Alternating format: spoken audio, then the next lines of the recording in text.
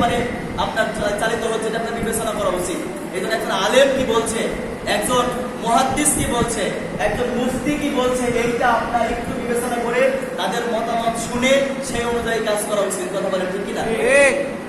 নিজের মতো ফতোয়া তৈরি করতে যাবেন না, কারণ নিজের মতো করতে গেলে খেতে বিপরীত হয়ে গেলেও যেতে পারে। কারণ আল্লাহ কুরআনুল কারীম নাযিল করে দিয়েছেন দীর্ঘ 1500 বছর আগে। আপনারা বলেন তো, এই যে কুরআনুল কারীমের তাফসীরটাকে আল্লাহ নিজে করে দিয়েছেন? বলেন নিজে করে দিয়েছেন? না। বাংলাদেশে কমপক্ষে 42 প্রকারের তাফসীর আছে। কত প্রকার? 42 প্রকার। আমার সাথে কথা বলেন, কত প্রকার? 42 প্রকারের তাফসীর আলেম ওলামা আছে, তারা বুঝবেন। 42 রকমের তাফসীর আছে। আল্লাহ কি নিজে বাংলায় তাফসীর লিখে দিয়েছেন? না। আল্লাহ কি এই যে 42 জন তাফসীরকারক তাফসীর করেছেন, এদের কাছে কি আল্লাহ ওহী নাযিল করে বলে দিয়েছেন যে এই আয়াতের তাফসীর এরকম হবে? বলে দিয়েছেন? না। মতভেদ থাকতে পারে, কিন্তু মনোভেদ থাকলে হবে না। একটা বিষয় নিয়ে মতভেদ থাকতেই পারে। এখন তারাবির নামাজ চলছে 8 রাকাত না 20 রাকাত।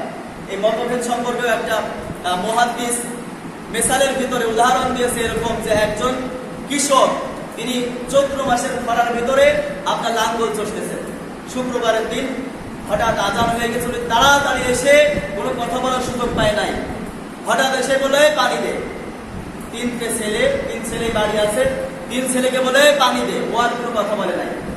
3 ছেলে 3 জনায়, একজন কেউ আপনার 1 বন্যা পানি নিয়ে এসেছে, একজন 1 জগ পানি। বুঝবেন, উদাহরণটা বুঝে তুমি মাথায় নিবেন। একজন 1 জগ পানি নিয়ে এসেছে, আর একজন 1 বালতি পানি নিয়ে এসেছে। এখন 3 জনেরই পানি নিয়ে আসে, ঠিক আছে না ভাই? 3টে ছেলে, একজন 1 বদনা, একজন 1 জগ, একজন 1 বালতি পানি নিয়ে চলে এসেছে। ছেলে 3টা হঠাৎ করে বাপ মনে করেন কোন রকম গোসলটা সেরেই মসজিদের পাশে খুতবা চলছিল, মসজিদে চলে গেছে।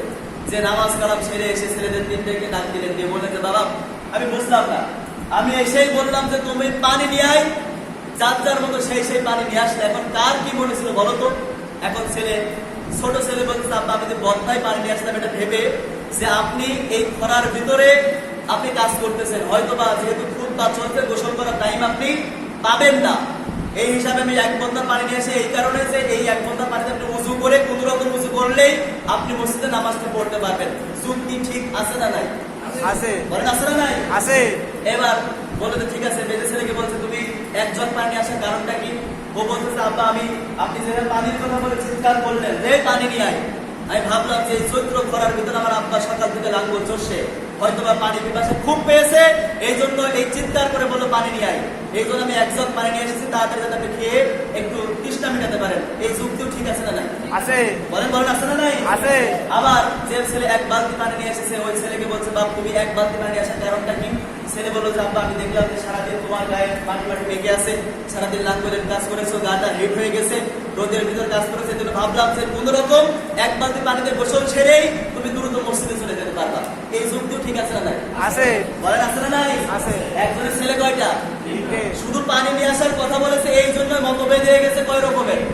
বলেন কয় রকমের? 3 রকমের মতভেদ যদি এইটুক পানি নিয়ে আসার কথার ভিতরে বের হতে পারে, তাহলে 6666 টা আয়াত, 86 হাদিস আছে, আপনার 6টা কিতাব আছে, এত কিছু আল্লাহ তাআলা নাযিল করেছেন, বিশ্বনবী বলেছেন, তারা কি এভাবে ব্যাখ্যা বিশ্লেষণ করে দিয়েছেন? বলেন আল্লাহ কি কোরআনে ব্যাখ্যা বিশ্লেষণ করে দিয়েছেন? এর ভিতরে আপনার দীর্ঘ 1500 বছর আগ থেকে সাহাবীরা, তাবেঈরা, আলেম ওলামারা, শায়েখরা, মাশায়েখরা কোরআন নিয়ে জীবন চলছে, এদের ভিতরে একটু মতভেদ হলেও হতে পারে। কথা বলেন ঠিক কিনা? যদি মাত্র সামান্য পানির কথা বলে 3 রকম মতভেদ আসতে পারে, আপনার এই কোরআন নিয়ে হাদিস নিয়ে মতভেদ আসতেই পারে, কিন্তু মনোভেদ হবে না। কথা বলেন ঠিক কিনা? কারণ মুসলমানেরা আপনার একতাবদ্ধ হবে, মুসলমানেরা আপনার একতাবদ্ধ থেকে আপনার নিষ্ক্রিয় হয়ে যাবে না, একতাবদ্ধ থেকে দূরে চলে যাবে না, সবাই এক কাতারেই থাকবে। কেউ 8 পড়ছে, কেউ 20 পড়ছে, কেউ আপনার আরো বেশি পড়ছে, কোনো সমস্যা নাই। তবে মুসলমানদের ভিতরে এই নিয়ে ফিতনা ফিসাদ চলবে না। কথা বলেন ঠিক কিনা? অনেকে বলে ফেলছে যে 20 রাকাত নামাজই নাই, এটা আপনি বলতে পারেন না। বিশ্বনবীর জীবনে আপনি যে সুন্নাত মানেন, আজকে এই কথাগুলো না বললে আর পারলাম না, যেটা আপনি যদি সুন্নাত বিশ্বনবীর মানেন, বিশ্বনবী সাল্লাল্লাহু আলাইহি ওয়াসাল্লামের জীবনীতে এসেছে তিনি রমজানের আগেও রাত্রে নামাজ ছিল তার 8 রাকাত। কত রাকাত? 8 রাকাত। হাদিস পড়েছেন জানেন যে রমজানের আগেও তিনি কিয়ামুল লাইল বা তাহাজ্জুদ পড়তেন 8 রাকাত। কত রাকাত? 8 রাকাত। আবার রমজানের ভিতরেও তিনি কিয়ামুল লাইল বা আপনার তারাবি পড়তেন, তাও 8 রাকাতই পড়তেন। 20 রাকাত তিনি পড়েন নাই, বিশ্বনবী পড়েন না, এটা ঠিক কথা। কিন্তু আপনাকে আগে জানতে হবে হাদিসের সংজ্ঞাটা কি। হাদিস কাকে বলে? হাদিস কাকে বলে? বিশ্বনবী স্যার আছেন, উনি বুঝলেন। বিশ্বনবী যেটা বলেছেন, সাহাবীরা যেটা করেছেন, অথবা সাহাবীরা করেছেন, বিশ্বনবী নিষেধ করেন নাই। সাহাবীদের মনের যে আকাঙ্ক্ষা আসক্তি, বিশ্বনবীর মনের আকাঙ্ক্ষা আসক্তি, সবগুলো হাদিস ধরে বলে সুবহানাল্লাহ। সুবহানাল্লাহ। এখন বিশ্বনবী যে 8 রাকাত পড়েছেন, আলহামদুলিল্লাহ, তিনি 8 রাকাত পড়তেন, এমনও সময় অতিবাহিত হয়ে গেছে পড়তে পড়তে পা ফুলে যেত। 50-60 আয়াতের নিচেই তিনি এক এক রাকাতে পড়েন নাই। কত আয়াত? 50-60 আয়াত। 50 থেকে 60 আয়াত তেলাওয়াত করেছেন এক রাকাত। এরপরে 3 থেকে 4 ঘন্টা সময় নিয়ে সাহাবীরা এটাও বলেছেন যে বিশ্বনবী সাল্লাল্লাহু আলাইহি ওয়াসাল্লামের সাথে যখন তারাবি পড়তাম, কিয়ামুল লাইল করতাম, এমনও সময় আছে যে আজ সেহরিকার সময় পাবো না, এরকম সময় হয়ে গেছে।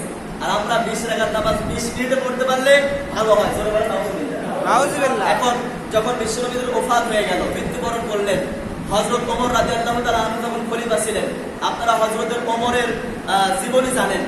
হযরত ওমর আপনার জলিলুল কদর সাহাবী ছিলেন, তিনি যেমন তেমন সাহাবী কিন্তু ছিলেন না।